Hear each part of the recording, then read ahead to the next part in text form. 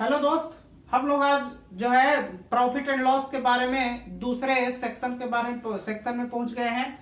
दूसरे सेशन में हम बात करेंगे, जैसे क्वेश्चन दिया हुआ कि एक दुकानदार 10 रुपए में 11 की दर से कुछ संतरा खरीदता है और उतना ही संतरा को 11 रुपए में 10 की दर से बेच देता है, तो इस क्रय विक्रय के दौरान जो है कितने प्रतिशत का लाभ या हानि होगा, इस टाइप का क्वेश्चन है। तो ये जो है मार्केट में बहुत चला हुआ क्वेश्चन है। क्या चला हुआ क्वेश्चन है? सीधे सीधे लोग बता देते हैं कि 10 रुपए में 11 की दर से, 11 रुपए में 10 की दर से, है ना, बेच दिया, खरीद लिया, तो जो है 21% का लाभ हो जाएगा। तो कैसे लाभ होगा भैया? ये तो आप एग्जाम्पल में, ये तो बहुत सारे लोग रट्टा मार लिए हैं, लेकिन बनेगा कैसे? बनेगा कैसे? तो आपको ट्रिक लगाने की कोई जरूरत नहीं है, आपको सिर्फ थोड़ा सा समझने का जरूरत है। सिर्फ समझिए और समझ करके आप जो है क्वेश्चन को मात्र 4 से 5 सेकंड में आप बना दीजिए, है ना। कैसे बना दीजिए? जैसे यहां देखिए 10 रुपया में 11 की दर से बेचा है, 10 रुपया में 11 की दर से कुछ संतरा खरीदा है, तो आप इधर से लिख दीजिए खरीद और इधर लिख दीजिए बिक्री,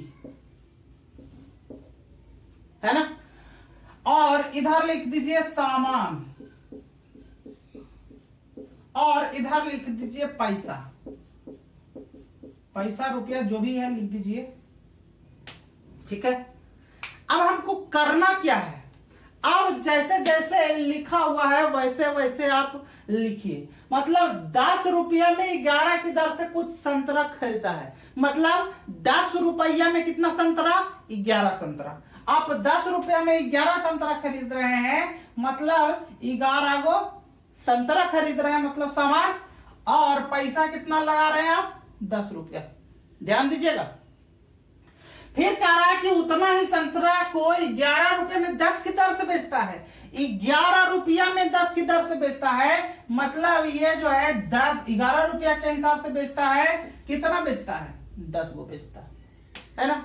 बहुत सारे क्या करते हैं कि तिरछा गुना कर देते हैं और घटा देते हैं, है ना। जैसे इधर गुना कर दिए तो 100 हो गया, इधर गुना कर दिए तो 121 हो गया, और इन दोनों का अंतर निकाल दिए तो 21% प्रॉफिट हो गया, है ना, प्रॉफिट हो गया। ये चीज बना देते हैं जो कि बिल्कुल गलत है। तरीका गलत है। हम बोल रहे हैं तरीका गलत है। क्यों तरीका गलत है? कहीं ये चीज तो लग गया, टॉपिक तो आ गया तो सही हो जाएगा, लेकिन कभी कभी आप फंस जाओगे, है ना। क्यों फंस जाओगे?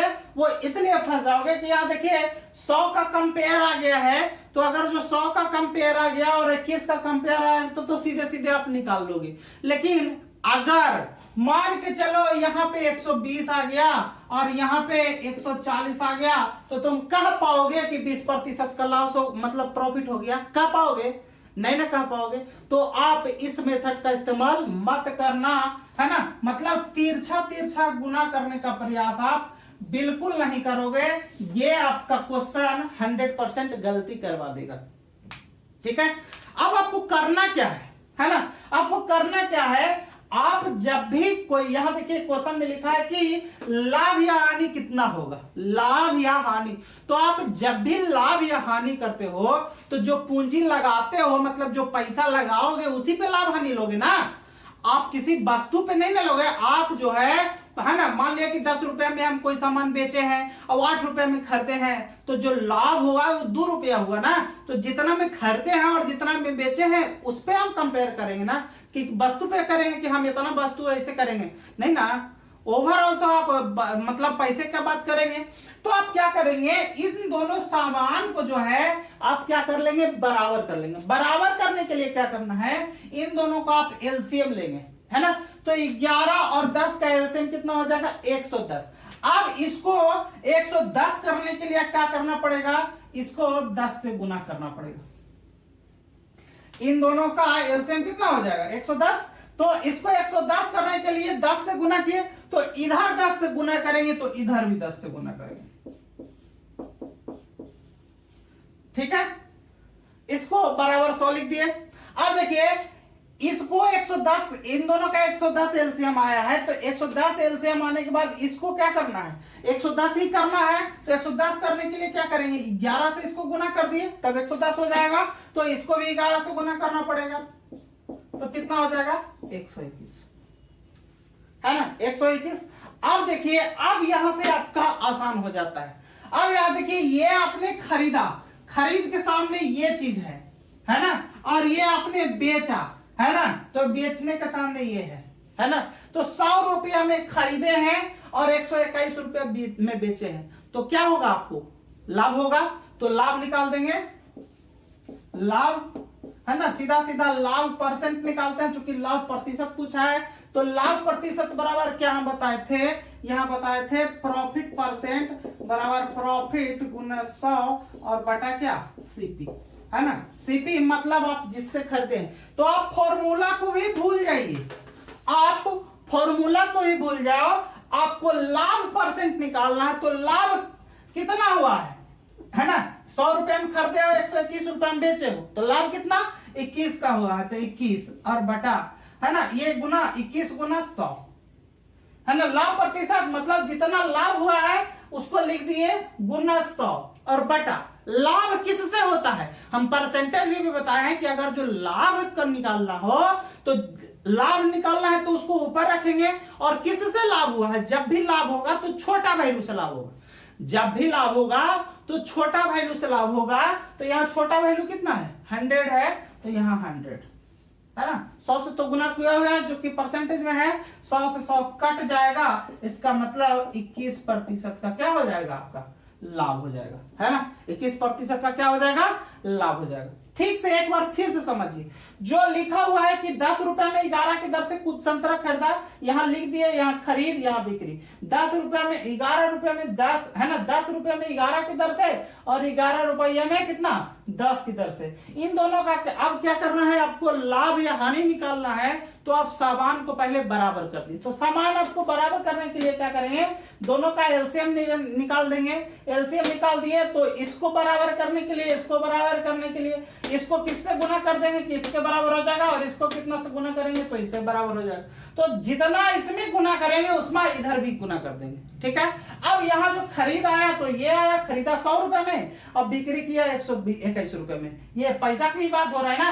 अब यहाँ से आप लाभ या हानि जो भी होगा आप आसान से निकाल सकते हो, है ना। तो इसी टाइप का क्वेश्चन और भी पूछता है, हम और भी 2 क्वेश्चन आपको करवा देते हैं।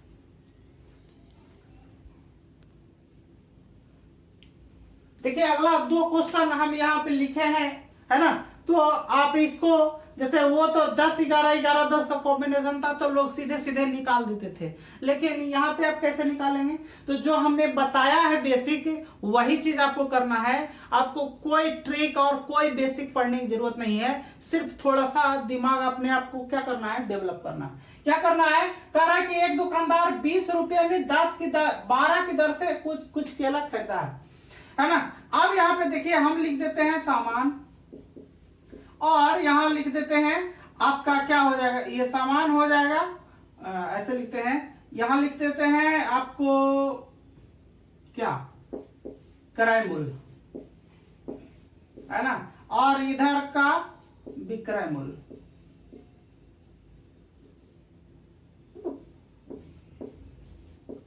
इधर लिख देते हैं सामान, इधर लिखते हैं पैसा, है ना, या इसको क्रय मूल्य और विक्रय मूल्य भी लिख सकते हो, या फिर इसको लिख सकते हो खरीद भी लिख सकते हो, या फिर इधर लिख सकते हो बिक्री, है ना। यही क्रय मूल्य और विक्रय मूल्य होता है, ठीक है। तो आपका क्या करा, सामान करा कि 20 रुपया में 12 की दर से, 20 रुपया मतलब इसके सामने ना, और 12 की दर से खरीदा है, मतलब क्रय मूल्य किया है, क्रय किया है। फिर करा कि तथा उस केले को 15 रुपया में 8 की दर से बेच दिया, 15 रुपया में 8 की दर से बेच दिया। तो अब इस स्थिति में क्या होगा, लाभ होगा कि हानि होगा ये नहीं पता है। तो आपको हम क्या बताए थे, पहले सामान को बराबर कर दीजिए।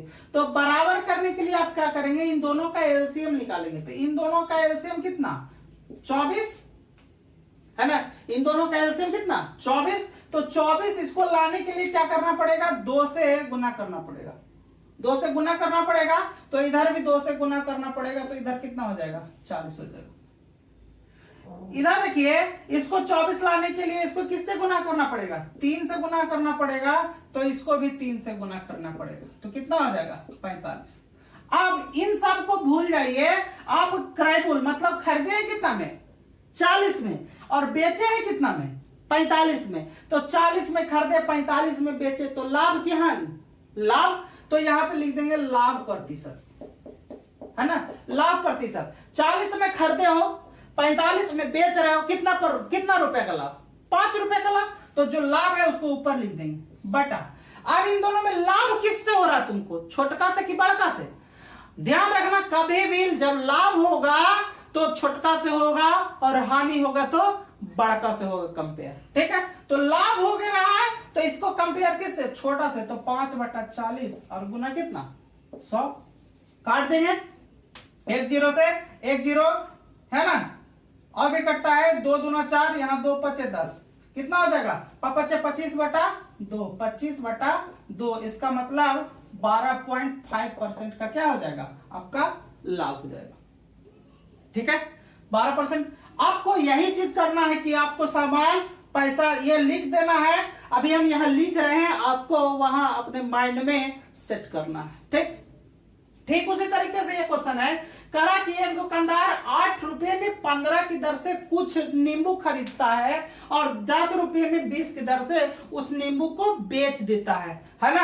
आपका क्या किया है, पहले खरीदा है और फिर क्या किया है, बेचा है, ठीक है, खरीदा है बेचा है।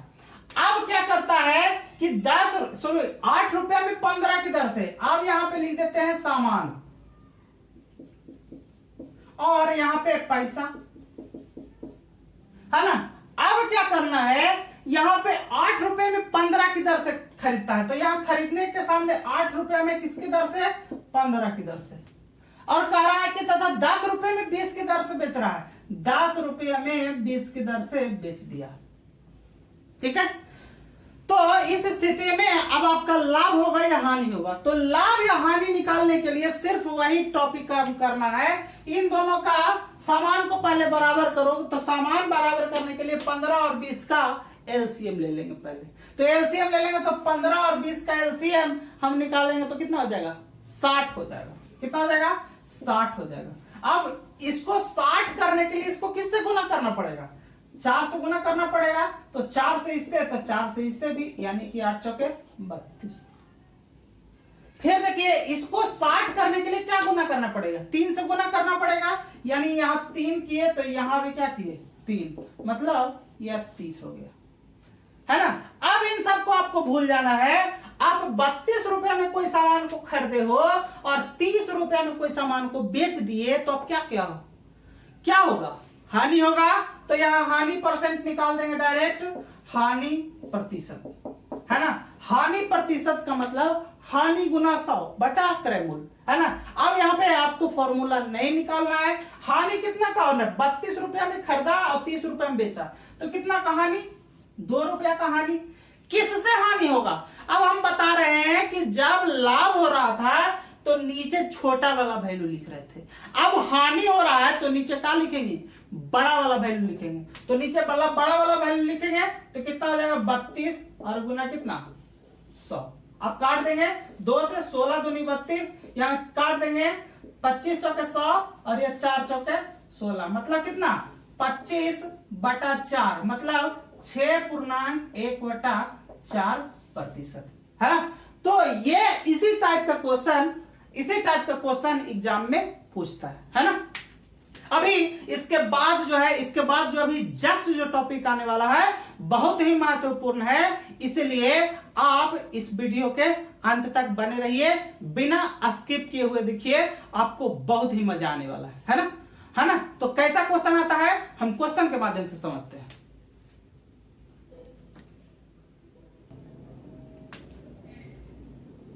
देखिए अगला क्वेश्चन जो है टाइप चौथा तरीका के क्वेश्चन बना रहे हैं। यहाँ पे कहा कि एक दुकानदार 1 रुपया में 3 की दर से कुछ नींबू खरीदता है और उतना ही नींबू 1 रुपया में 5 की दर से खरीदता है, मतलब पहले भी खरीदा था और दोबारा खरीद रहा है। करा कि यदि वह कुल मिलाकर नींबू को 1 रुपए में 4 की दर से बेच देता है। देखिए यहाँ पे 3 काम हो रहा है। क्या काम हो रहा है? एक बार खरीदता है, दूसरे बार भी खरीदता है, और तीसरे बार क्या कर देता है? बेच देता है। तो इस दरमियान जो है आपको प्रॉफिट होगा कि लॉस होगा, इस तरह का बात। तो आपको क्या करना है, पहले आपको यहाँ पहले लिख लेना है कि क्या बोला है। यहाँ पे एक तरफ इसी तरीके से लिख देंगे पैसा, और एक तरफ से आपका क्या लिख देंगे? सामान।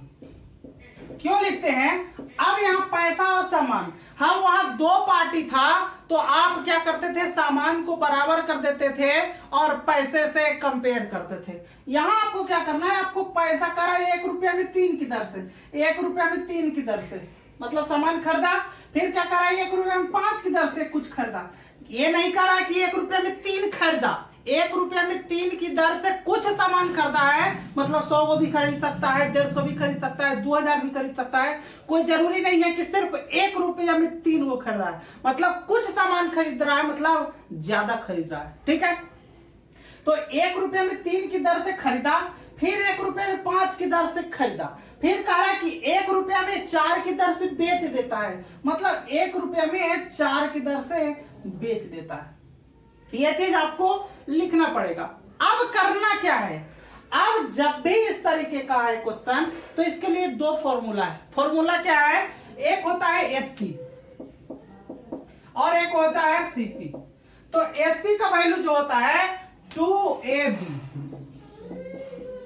और सीपी का मतलब होता है a इंटू बी प्लस सी। क्या होता है? a इंटू बी प्लस सी।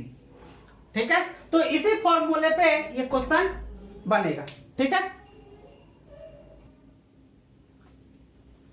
हम इसको क्या लिखे हैं? एसपी बराबर 2ab और सीपी बराबर a into B plus C. a into B plus C. अब यहाँ पे a और b लिखे हैं और b a b c का कंपेयर किए हैं। आप एक बात इसमें ध्यान रखना, a का मतलब यहाँ पे, b का मतलब इससे, और c का मतलब बेचने वाला, मतलब 2 को खरीदने वाला, पहला और दूसरा a और b जो है खरीदने वाला है, जबकि तीसरा c जो है बेचने वाला है। अब इसमें आपको काम क्या करना है? 2 तरह, पिछले जो है हम लोग पिछला जो टाइप पढ़ रहे थे उसमें एक खरीदने वाला था, दूसरा बेचने वाला था, 2 ही पार्टी था।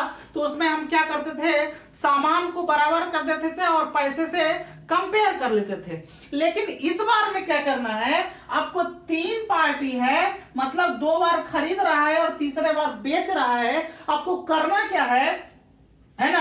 आपको पैसा को बराबर करना है। वहां क्या करते थे? रुपया को बराबर करते थे, यहां किसको बराबर करना है? पैसा को बराबर करना है। ठीक है, तो यहां तो देखो पैसा तो ऑलरेडी बराबर है, यानी कि इस सामान जो है आपको इस तरीके से मिला है ना? अब जो है हम एसपी का वैल्यू निकाल देंगे और सीपी का वैल्यू इससे निकाल देंगे, है ना? तो एसपी का वैल्यू क्या हो जाएगा? एसपी बराबर क्या है? एसपी बराबर 2ab, यानी कि 2 गुना 3 गुना 5। यहां देखिए ए बी का वैल्यू, इसके सामने जो वैल्यू मिलेगा यही आपको इस्तेमाल करना है ना? तो 2 गुना 3 गुना 5 बराबर कितना हो गया? ये हो गया 5 या 15 दूनी 30, मतलब ये जो सेलिंग प्राइस है वो कितना रुपया हो गया आपका? 30 रुपया हो गया, है ना? अब जो है कॉस्ट प्राइस निकालने के लिए a into B plus C, a into B plus C, मतलब a का वैल्यू कितना है? 3 है, यानी 3 और इंटू 5 प्लस कितना? 4, है ना? अब ये देखिए 5 4 9 गुना 3, है ना? 3 गुना 9 का मतलब कितना हो गया? 27। अब आप एक चीज देखिए, अब कह रहा है कि क्रय विक्रय के दौरान कितने प्रतिशत का लाभ या हानि हुआ, है ना? लाभ या हानि, तो जाहिर सी बात है आप किसी वस्तु को 30 रुपया में बेचे हो और खरीदे हो कितना में? ऐसा नहीं, ये थोड़ा गड़बड़ तो हो रहा है, ये इस तरीके से नहीं, ये होगा a प्लस बी और into C, a plus B into C होगा, है ना? तो a प्लस बी यहां पे थोड़ा चेंज कर लेते हैं, a प्लस बी और इंटू सी। अब देखिए ए का वैल्यू कितना 3, बी का वैल्यू 5, ए का वैल्यू 3, बी का वैल्यू 5 और सी का वैल्यू कितना 4 है ना। तो 5 3 8, 8 गुना 4 कितना हो गया 32। अब यहां पे बात आता है कि आप 30 रुपया में किसी चीज को है ना बेच दिए हो, सेलिंग प्राइस है, और 32 रुपया में खरीदे हो। अब जाहिर सी बात है 32 रुपया में आप खरीदे, 30 रुपया में आप बेच दिए, तो आपको क्या होगा घाटा होगा। तो हम घाटा कर देंगे यानी कि हानि प्रतिशत। तो हानि प्रतिशत, हानि निकालने के लिए अब देखिए 32 रुपया में खरीदा, 30 रुपया में बेचा, मतलब कितना का हानि हो गया 2 का हानि हो गया, मतलब 2 बटा। अब जब हानि हो रहा है तो किससे होगा बड़ा वैल्यू से होगा। बड़ा वैल्यू कितना है 32, यहां 32 कर देंगे और गुना कितना 100 है ना। काट देंगे 2 से करेंगे 16 दूने 32, 4 से काटेंगे 25 चौके 100 और 4 चौके 16, मतलब कितना 25 और बटा 25 बटा 4%, मतलब 6.1/4% का क्या हो रहा है आपको हानि हो रहा है। बहुत सारे जो है लोग क्या करते हैं कि इसको ना फॉलो करके क्या फॉलो करते हैं कि 1 रुपया में 3 को खरीदा, फिर 1 रुपया में 5 को खरीदा, तो 2 रुपया में 8 को हो गया, और जो है ये 1 रुपया में 4 को बेच दिया, तो 2 रुपया में 8 को बेच देगा, तब ना लाभ होगा ना हानि होगा। तो आपको ऐसे नहीं करना है। एक और बात है, जैसे पिछले हम टॉपिक में पढ़े कि हम सामान को बराबर कर दे रहे थे, और यहां सामान को अगर जो वहां पे अगर जो 3 पार्टी में अगर जो आप सामान को बराबर कर देंगे, तब जो है आपका क्वेश्चन गलत हो जाएगा, मतलब आप जो बनाएंगे आंसर वो गलत हो जाएगा, है ना। वो ना प्रॉफिट देगा ना लॉस देगा, जो इस तरह का बात करेगा, है ना। तो और भी क्वेश्चन के माध्यम से हम समझते हैं, और भी एग्जांपल देते हैं, ताकि जो है आप अच्छे तरीके से सीख जाए, ठीक है।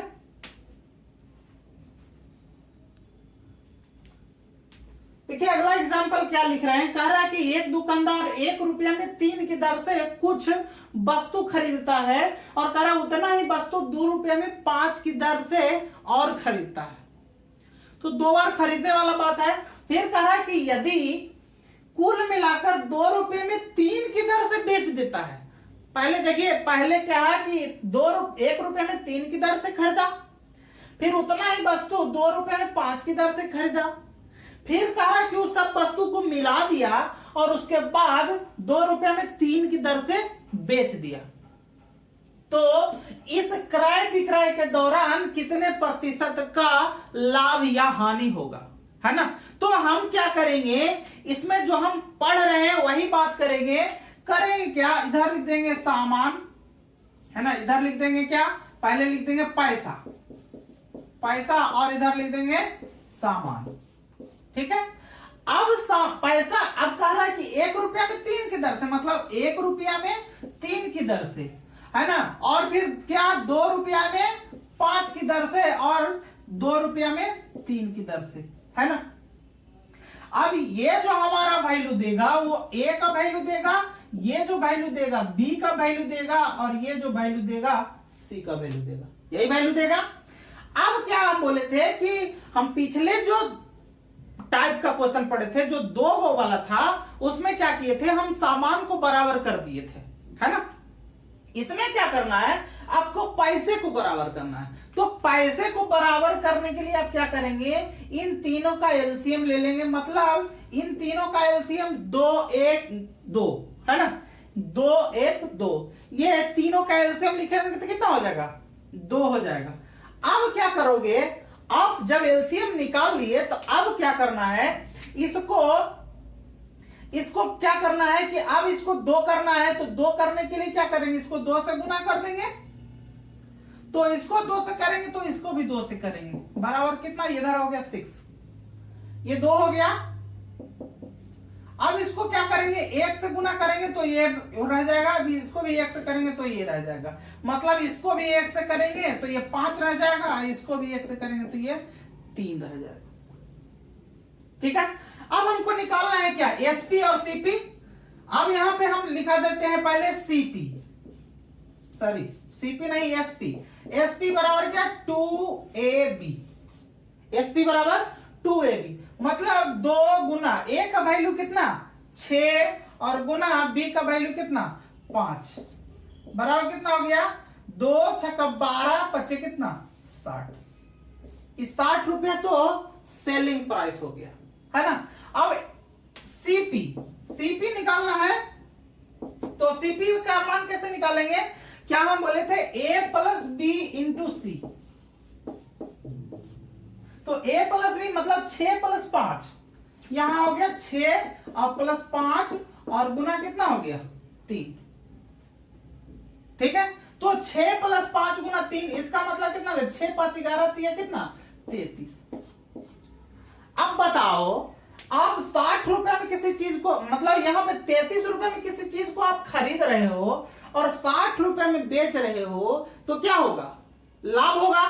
तो लाभ बराबर क्या निकालेंगे, लाभ प्रतिशत निकालना है हमको, तो लाभ प्रतिशत लाभ कितना का हो रहा है 60 रुपए में आप बेचते हो 33 रुपए में खरीदते हो, इसका मतलब लाभ का मतलब 60 माइनस 33 जो घटाएंगे वो आ जाएगा मतलब 27 रुपया, तो 27 रुपया का तो लाभ हो गया। अब हम बताए थे कि जब भी लाभ होगा तो छोटा वैल्यू से होगा, आपको यहां ट्रिक याद करने की जरूरत नहीं है, यहां छोटा बड़ा देखना, जब भी लाभ होगा तो किससे होगा छोटा वैल्यू से होगा। छोटा वैल्यू इन दोनों में कौन है 60 है कि 33 है, 33 है तो यहां लिख देंगे 33 है ना। और चूंकि परसेंटेज में ज्ञात करना है तो 100 से गुना हो गया। अब कटेगा तो काट देंगे, यहां देखिए 3 से 11 33, 3 से 3 27 मतलब 900 बटा 11% हो गया। अब इसी को आप पूर्णांक में तोड़ दोगे तो 11 8 88, 2 बचेगा 0 उतरेगा तो 11 कम 11 मतलब 81.9/11% का क्या हो जाएगा आपका लाभ हो जाएगा इस स्थिति में। ठीक है, एक बार फिर से समझते हैं। कह रहा है कि एक दुकानदार 1 रुपया में 3 की दर से कुछ वस्तु खरीदता है और फिर कह रहा है कि 2 रुपए में 5 की दर से कुछ वस्तु खरीदता है। यदि कुल मिलाकर 2 रुपए में 3 की दर से बेचता है तो इस क्रय विक्रय के दौरान कितना प्रतिशत का लाभ या हानि होगा, है ना। हम लोग पैसा और सामान दोनों दो तरह से डिवाइड कर रहे हैं, जो पहले लिखा हुआ कि 1 रुपए में 3 की दर से, 2 रुपए में 5 की दर से और 2 रुपए में 3 की दर से ये लिख दिए हैं। अब आपको करना क्या है, आपको सामान को जो है सामान को छोड़ करके पैसा जो है इधर बराबर कर देना है। इधर बराबर कर दिए, बराबर करने के लिए क्या करेंगे एलसीएम ले लेंगे, एलसीएम करेंगे और उसके बाद जो बराबर करने लायक हो जो गुना भाग करना होगा यहाँ गुना भाग कर देंगे, इधर निकल जाएगा, इससे ए का वैल्यू निकल जाएगा, बी का वैल्यू निकल जाएगा और सी का वैल्यू निकल जाएगा। जब एबीसी का वैल्यू निकल जाएगा तो सेलिंग प्राइस बराबर बताए थे 2AB है ना, 2AB तो 2 गुना ए का वैल्यू रख दीजिए, बी का वैल्यू रख दीजिए, एसपी का वैल्यू निकल जाएगा यहाँ पे, और यहाँ सीपी बराबर ए प्लस बी इंटू सी मतलब 6 प्लस 5 गुना 3 मतलब जो भी वैल्यू आएगा उसको डाल देंगे। अब यहां से कंपेयर कर लेंगे, यदि लाभ हो रहा है तो लाभ और हानि हो रहा है तो हानि, है ना। और इसी तरीके से क्वेश्चन बहुत ही इंपॉर्टेंट है, क्वेश्चन एग्जाम में पूछते हैं, है ना। तो आज के सेशन के लिए इतना ही, मिलते हैं अगले सेशन में। आज के लिए धन्यवाद। और अगर जो आपको वीडियो अच्छा लगे तो प्लीज अपने दोस्तों के साथ शेयर करें, लाइक करें और सब्सक्राइब करें, ताकि जो है आपको आने वाला वीडियो का नोटिफिकेशन मिले और उसका आप आनंद उठा पाए। धन्यवाद।